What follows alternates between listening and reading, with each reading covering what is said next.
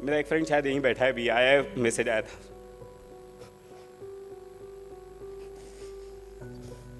कि आप एग्ज़ाम दोगे तो लोग क्लियर ही नहीं होते, है ना। तो इसके लिए आपको लगता है कि कितना भी पढ़ लो आप क्लियर नहीं होगे। 2006 में मैंने 10वीं पूरी की। 21 मार्च को मेरी परीक्षा ख़त्म हुई थी और 24 मार्च को मेरे पापा की डेथ हो गई। हमारी छोटी सी बाइसिकल रिपेयरिंग की दुकान है।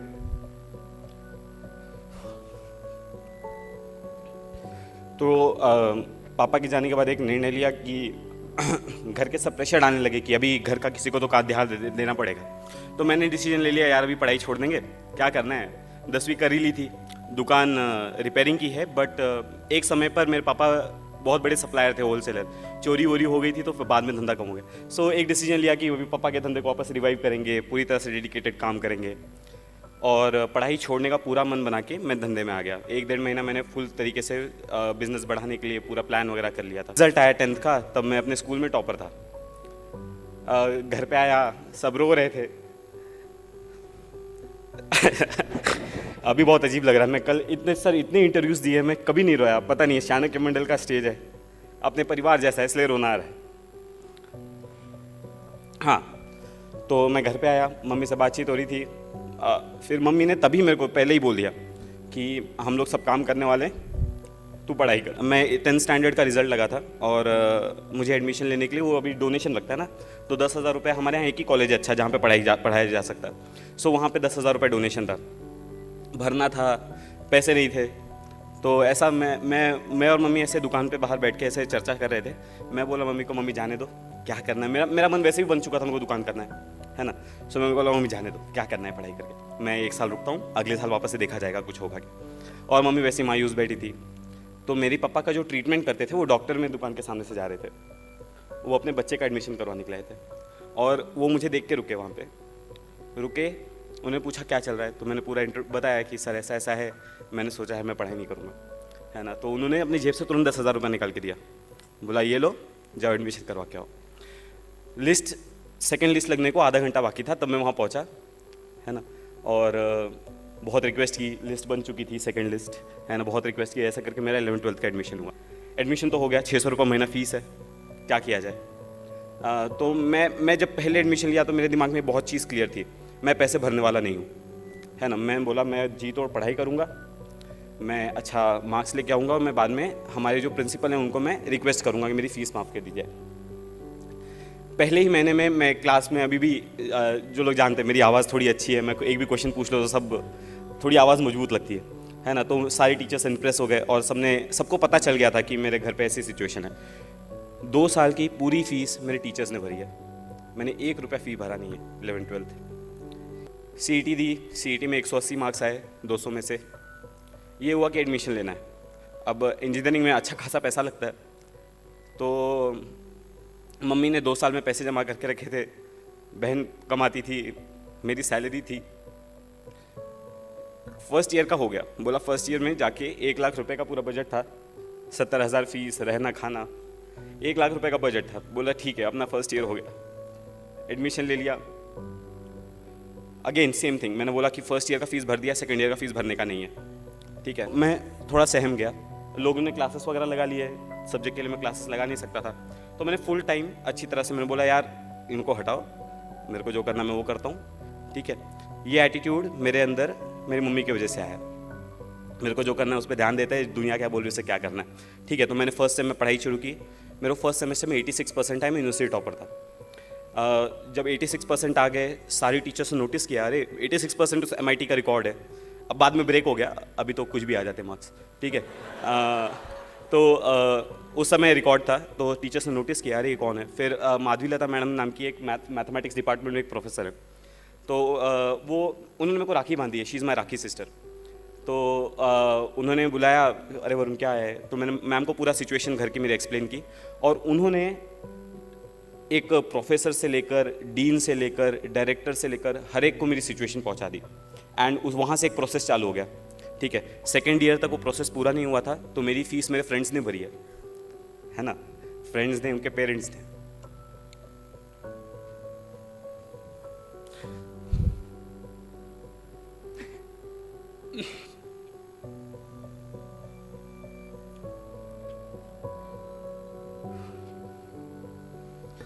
मेरा एक फ्रेंड शायद यहीं बैठा है, भी आया है, मैसेज आया था।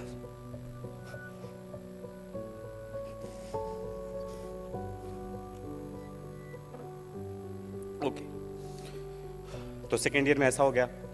फिर थर्ड ईयर और फाइनल ईयर में वो फ्रीशिप मिल गई, मेरी इंजीनियरिंग ख़त्म हो गई।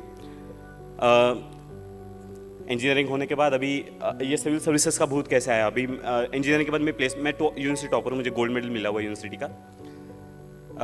ऐसा था कि अभी इंजीनियरिंग के बाद क्या, जॉब वगैरह के लिए इंटरव्यूज़ दिए, जॉब्स लग गई मेरे को बहुत 5-6 जगह से अभी भी ऑफर्स हैं, मतलब स्टैंडिंग है। बोला कि अभी भी आपको आना है, आप कॉल करो, आ जाओ। लेकिन हमको भूत सिविल सर्विस का तब तक चढ़ चुका था। कैसा हुआ, मैं 2011 में अन्ना हज़ारे का मूवमेंट शुरू हुआ।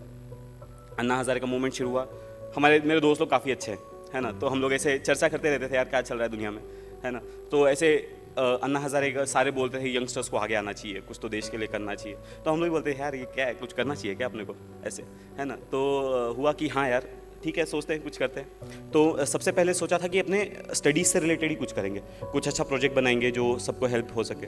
तो बी में प्रोजेक्ट लिया, लेकिन वो सक्सेसफुल नहीं हुआ। तो बोला यार प्रोजेक्ट का तो वाट लग गया, ठीक है।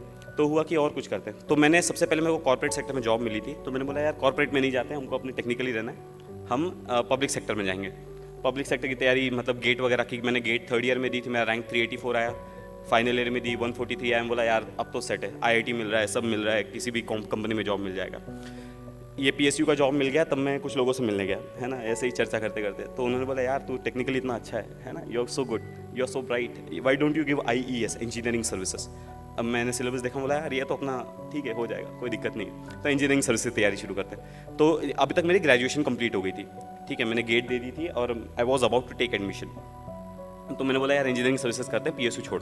तो मैंने PSU को नहीं लिया, मैंने इंजीनियरिंग सर्विस की तैयारी शुरू की। 3-4 महीना मैंने वो किया, ठीक है। 3-4 महीना वो किया, तब लोगों से बातचीत चालू ही रहती है, आप वैक्यूम में जाके पढ़ाई नहीं शुरू करते, है ना। सो आप लोगों से बातचीत करते। तो किसी ने मेरे को सजेस्ट किया यार तू इतना ब्राइट है ना, तू इंजीनियरिंग सर्विसेज क्यों कर रहा है, तू सिविल सर्विसेज देख, है ना, वो तो और बड़ी पोजीशन है। तो मैंने बोला हाँ यार ये भी सही है ना। तो सिविल सर्विसेज का देखते हैं क्या है। तो पहले तो उठाया हिस्ट्री ज्योग्राफी, कुछ नहीं समझा। मैं बोला यार ये तो सर का दर्द है ना। तो उसके बाद मैंने बोला करेंगे। तो मैं एक जन से मिलने गया था। अब मैं यहाँ पे दूसरा रीज़न बताता हूँ हम क्यों पीछे रह जाते हैं। मैं एक जन से मिलने गया था, वो बोल रहे थे कि यार UPSC में जो पास होते हैं ना, ये तो 30 मार्क खान होते हैं, है ना, मतलब ये। तो देखो जब आप खुद को सब स्टैंडर्ड समझने लगते हो कि यार वो 30 मार्क खाने में सब स्टैंडर्ड हूँ, है ना। एक्स्ट्रा ऑर्डिनरी और सब स्टैंडर्ड में कभी कंपटीशन नहीं होता, ठीक है। अगर आप खुद को सब स्टैंडर्ड मान लिए हैं तो आप कभी एक्स्ट्रा ऑर्डिनरी से कम्पीट ही नहीं कर सकते, है ना। तो मैं जब उनसे मिलने गया था तो मैंने उनको बोला था कि वो होगा 30 मार्क खान, मैं भी 30 मार्क खान हूँ, ठीक है। तो हम दोनों, तो आपका जो हमारे यहाँ बाहर का एटीट्यूड होता है ना, अभी मेरे को 2-3 दिन से इंटरव्यूज़ लेने जब आ रहे हैं ना, वो पूछते हैं। मैं आज आपके सामने एक 10 महीने के बच्चे को बचाने के लिए एक आग्रह लेकर आई हूँ। ये 10 वो पूछते हैं कि आपका बैकग्राउंड है, हाँ आप तो बहुत ब्राइट हो, लेकिन जो 50-60s वाले हैं उनका क्या, है ना। तो मैं उनको बोलता हूँ 50-60s वाले अगर खुद को 50-60s वाले और हमको ब्राइट समझने लगेंगे तो हमसे कम्पीट ही नहीं कर पाएंगे, ठीक है। तो 50-60s वाले हैं वो, उनकी एग्जाम के लिए 50-60s वाले, सिविल सर्विसेज के लिए सब इक्वल्स हैं, ठीक है। अगर ऐसे एटीट्यूड से, अगर आपके अंदर भी अभी कोई ऐसा बैठा होगा जिसको अभी लग रहा होगा यार वरुण सामने बैठा है, ये बहुत ब्राइट है, यूनिवर्सिटी टॉपर है, इसके लिए सेलेक्ट हो गया, तो अगर आप ऐसे एटीट्यूड से भी यहाँ बैठे हैं तो आप शायद स्टेज पे कभी नहीं आ पाएंगे, ठीक है। तो आप पहले ये एटीट्यूड छोड़िए, जो पास होते हैं वो बहुत भारी है। तो मैं ये सेम एटीट्यूड सिविल सर्विसेज के लिए भी था। जो लोग मेरे को बोलते थे बहुत भारी है, तो मैं बोला यार ठीक है अपन से भी हो जाएगा। तो अभी सिविल सर्विसेज का डिसीजन लिया, ये तब दिसंबर का टाइम आ गया था, दिसंबर 2012, ठीक है। अब मेरी ज्वाइनिंग जनवरी में थी। मम्मी, घर का फाइनेंशियल कंडीशन ठीक नहीं था, तो मम्मी बोल रही थी यार अब तो जॉब करना है, अब मैं थक गई हूँ, मेरे को पैसे चाहिए अभी, और मेरे को सिविल सर्विसेज का भूत चढ़ा था। तब मैं 10-15 दिन मेरी मम्मी मेरे से बहुत नाराज़ थी, बोलती नहीं थी, बातचीत हमारी होती थी, लेकिन आपको समझता है राइट, मम्मी और बेटे का एक कनेक्शन होता है, आपको समझने लगता है कि आपकी मम्मी आपसे नाराज़ है। लेकिन तब तक मेरी ज्वाइनिंग की डेट जा चुकी थी, मम्मी भी कुछ कर नहीं सकती थी, तो मम्मी ने भी फिर मेरे को सपोर्ट किया। बाद में मेरी मम्मी ने मेरे को फुल सपोर्ट किया किसी भी तरीके से। अब आ गया जनवरी का टाइम। जनवरी 2013 मैंने डिसीजन लिया कि मुझे सिविल सर्विसेज करना है। जनवरी 2013 मैंने प्रिपरेशन शुरू की। मई 2013 में मैंने डिसाइड किया कि मेरे को प्रीलिम्स देनी है। मेरे पास 4 ही महीने थे प्रिपेयर करने के लिए, तब तक मैंने कुछ नहीं पढ़ा था, ठीक है। 4 महीने में पढ़ाई कैसे करनी है मैं लेक्चर्स में बहुत बार डिस्कस करता हूँ, मैं अभी उस पर 2-2 घंटे के लेक्चर्स लेता हूँ उस पर, ठीक है। तो 4 महीने में मैंने न्यूज़पेपर्स पे बहुत ज़्यादा फोकस किया, कुछ सब्जेक्ट सेलेक्ट किए, प्रायोरिटाइज़ किया, सारे सब्जेक्ट्स नहीं किए। मैंने एंशिएंट हिस्ट्री, मिडिवल हिस्ट्री आज तक नहीं पढ़ी है, ठीक है। और मुझे अभी भी कुछ क्वेश्चंस पूछ ले तो मैं वहाँ से कभी कभी चला जाता हूँ, यार नहीं ये अपनी बस की बात नहीं है। तो मैंने बहुत सेलेक्टेड स्टडी की, बहुत फोकस स्टडी की। 4 महीने में मैंने प्रीलिम्स दी। अब प्रीलिम्स देने के बाद एक फीलिंग आ जाती है, यार अपना प्रीलिम्स क्लियर हो रहा है, ठीक है। सो मैं एग्जाम हॉल के बाहर निकला तो अरे वो फीलिंग थी, अरे यार अपना प्रीलिम्स क्लियर हो जा रहा है, अब मेंस की तैयारी करना शुरू करना है। ओके ठीक है, मेंस की तैयारी शुरू। अब मेंस के लिए ऑप्शनल सेलेक्ट करना है। अब ऑप्शनल मैं लोगों से पहले बात की थी तो बोला था ज्योग्राफी ऑप्शनल अच्छा है, पबैड अच्छा है, बहुत लोग लेते हैं। तो मैंने ज्योग्राफी की पढ़ाई शुरू की। ज्योग्राफी पढ़ा, वो सविंद्र सिंह उठाया, अरे यार ये क्या बोल रहा है, 2 चैप्टर्स हुए, 2 चैप्टर्स इतने ज़्यादा हो गए कि कुछ समझ नहीं रहा था। मैं बोला यार ज्योग्राफी अपने बस की बात नहीं है, हटाओ। पबैड उठाया, वो थिंकर्स की लिस्ट, अरे बाप रे सर दुखने लगा, तो पबैड हटाया। उसके बाद मैंने एंथ्रो उठाया, वो हटाया, साइकोलॉजी उठाया, वो हटाया। अब इसमें जो है अब तक प्रीलिम्स का रिजल्ट आ गया था, मेरा ऑप्शनल फाइनल नहीं हुआ था। अब ऐसी हालत में क्या किया जाए। मैं चिन्मय भैया के पास गया, अरे चिन्मय भैया ये क्या हो गया है ना, मेरे को समझ में नहीं आ रहा मैं क्या करूँ। तो चिन्मय भैया ने बोला एक काम कर, तो अब तू पोल साइंस पढ़ के देख, ठीक है। तो मैंने पोल साइंस की शुभ्रा रंजन की बुक है, मैंने वो उठाई और वो काफ़ी सिंपल लैंग्वेज में लिखी है, तो मैं वो पढ़ा। मैं बोला हाँ यार ये जम रहा है अपने को। लेकिन तब तक मेरा तो अभी भी फाइनल नहीं हुआ था, मेंस के फॉर्म भरने का मौका आ गया था, है ना। अब मैं डिटेल एप्लीकेशन फॉर्म भर रहा था, तब मैं सारी बुक सामने लेके बैठा था, ज्योग्राफी की, हिस्ट्री की, है ना। और मैं सोच रहा था मैं ऑप्शनल कौन सा भरूँ, ठीक है। सो फाइनली मैंने वहाँ पे पोल साइंस डाला और उसके बाद मैंने पोल साइंस लिया, बोला अभी ये सब साइड हटाएगा, मेरा ऑप्शनल पोल साइंस है, ठीक है। तो ऐसे करने के बाद मैंने पोल साइंस की प्रिपरेशन शुरू की। दिसंबर में मेंस थी। मेंस में मेरा GS1 GS2 का पेपर बहुत ख़राब गया था। मतलब मैं ऋषिकेश भैया मेरे साथ ही थे, है ना। और GS1 का पेपर निकलने के बाद मैं डिप्रेस था, मैं खाना नहीं खाया था, वो ब्रेक होता है बीच में 2 घंटा। मैं बोल रहा था भैया मैंने 125 का अटेम्प्ट किया है 250 में से, वो बाद में ज़्यादा था, मैंने उस समय मिस कैलकुलेट किया था, हाँ ठीक है। तो भैया मैंने इतना कम अटेम्प्ट किया है, हाँ। तो मैं एकदम प्रेशर में था, लेकिन अटेम्प्ट कम ही है। तो मुझे ऐसा लगता है मेरा रीज़न क्या है सेलेक्ट होने का, मेरा अटेम्प्ट बहुत कम है। मैंने मेरे आंसर्स को हमेशा ओरिजिनल रखा है। मैं 10th स्टैंडर्ड से 11th स्टैंडर्ड से मैंने कभी डाइजेस्ट फॉलो नहीं किया कोई। मैं अपने आंसर्स खुद बनाता हूँ। मैं नोट्स मेकिंग का मैं सबको एडवाइस देता हूँ कि नोट्स बनाने चाहिए, 4 फ़ायदे हैं वगैरह वगैरह। नोट्स मेकिंग के 4 फ़ायदे, पहला है फ्यूचर में आपको रिवीजन के लिए एक डॉक्यूमेंट रेडी होता है। दूसरा, अगर आपके ग्रामेटिकल मिस्टेक्स बहुत ज़्यादा होते हैं तो आप फ्यूचर में रिवीजन करते टाइम आपको समझने लगते हैं कि यार मेरी मिस्टेक यहाँ हो रही है, मेरी मिस्टेक यहाँ हो रही है, आप सेल्फ करेक्शन करते हो। तीसरा फ़ायदा है, आपको जब नोट्स निकलने के लिए नोट्स के साथ न्यूज़पेपर पढ़ने के लिए 4 घंटे लगेंगे तो आप सोचोगे यार टाइम को कैसे रिड्यूस किया जाए, ठीक है। टाइम को रिड्यूस करने के लिए आप बहुत फास्ट लिखने लगते हो, आपकी राइटिंग स्पीड ऑटोमेटिकली सबकॉन्शियसली बढ़ने लगती है, ठीक है। सबकॉन्शियसली स्पीड बढ़ जाती है, एग्जाम में उसका डायरेक्ट बेनिफिट होता है। उसके बाद जब आप 1 महीने तक नोट्स निकालते रहोगे ना, तो आपको चीज़ें समझने लगती है, यार ये चीज़ें इतनी बार रिपीट हो रही है ना कि इंपॉर्टेंट हो ही नहीं सकती, ठीक है। तो आपको समझने लगता है कौन सी न्यूज़ इंपॉर्टेंट है, कौन सी न्यूज़ इंपॉर्टेंट नहीं है, तो आपको किस सेक्शन को एलिमिनेट करना है ये समझ जाता है। आप जब नोट्स निकालते हो, मिनिमम लिखने को ट्राई करते हो, तो मैक्सिमम इन्फॉर्मेशन मिनिमम वर्ड्स में कैसे पुटअप करना है ये आपको आ जाता है। तो इसलिए मैं नोट्स मेकिंग बहुत ज़्यादा करता था। तो मैंने एक बुक बना के रखी थी, उसमें मैं सारे एग्जाम्पल्स लिखता था। जैसे अभी मैं एक रीसेंट एग्जाम्पल देता हूँ, अभी तक तो मैं प्रिपेयर कर ही रहा था, अभी मुझे 2 दिन पहले पता चला कि मुझे प्रिपेयर करने की ज़रूरत नहीं है, ठीक है।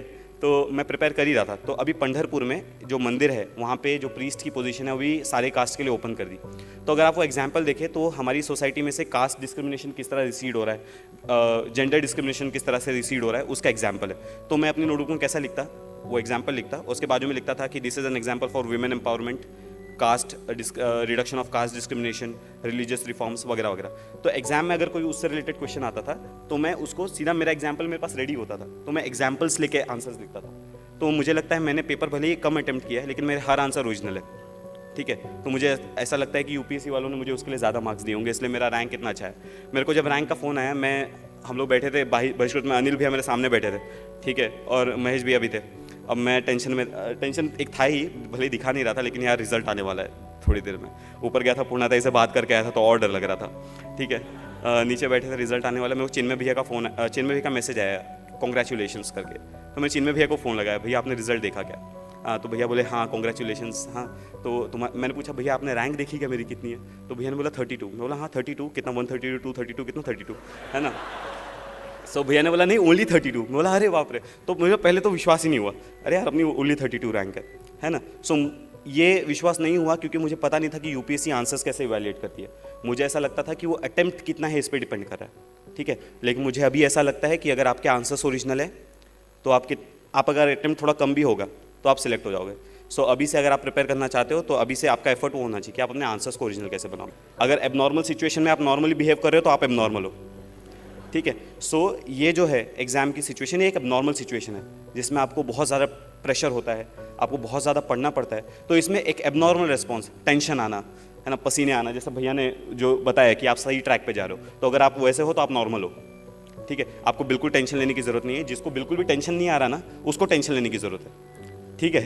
सो टेंशन फील होना ज़रूरी है, बट वो टेंशन में आप खच जाते हो या उसको और फाइट बैक करते हो। मैं हमेशा क्लास में एक एग्जांपल देता हूँ टाइम टेबल्स का। मुझे लोग पूछते हैं प्लानिंग कैसे करनी है, सब्जेक्ट्स को कैसे अरेंज करना है, ठीक है। तो टाइम टेबल्स कैसे बनाना है, प्लानिंग कैसे करनी है, तो मैं मेरा टाइम टेबल कैसे बनाता था मैं बताता हूँ, ठीक है। देखो टाइम टेबल सब लोग बनाते हैं, तो मैंने भी टाइम टेबल बनाया। दो टाइप के लोग होते हैं, एक होते हैं जो टाइम टेबल फॉलो करते हैं, दूसरे होते हैं जिससे टाइम टेबल फॉलो नहीं होता।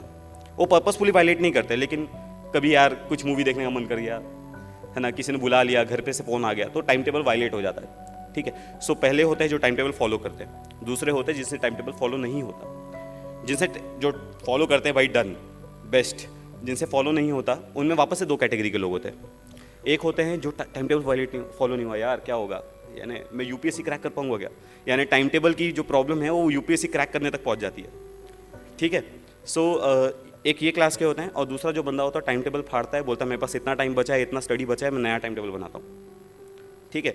सो आपसे जो गलतियाँ हो गई हैं आपके और सोचने से वो गलतियाँ करेक्ट नहीं होंगी। वरुण कहते हैं कि वो अपनी ज़िंदगी के एक्सपीरियंसेस को अपने वर्क में इम्प्लीमेंट करते हैं ताकि वो एक बेटर सिविल सर्वेंट बन सके और अपने काम को बहुत ही अच्छी तरह से कर सके और सोसाइटी को एक ट्रांसफॉर्मेशन की ओर ले जा सके। इस कहानी से हमें एक बात ज़रूर सीखने को मिलती है कि जहाँ पे सच्ची चाह है वहाँ पे राह ज़रूर बनती है। तो दोस्तों कैसा लगा आपको ये वीडियो, कमेंट कर ज़रूर बताइए। अगर आपको ये वीडियो पसंद आया हो तो प्लीज़ इसे शेयर कीजिए और लाइक कीजिए, और आगे भी अगर आप ऐसे ही वीडियो चाहते हैं तो हमारे चैनल यानी ट्रांसेंड ऑनलाइन को सब्सक्राइब कीजिए ताकि आप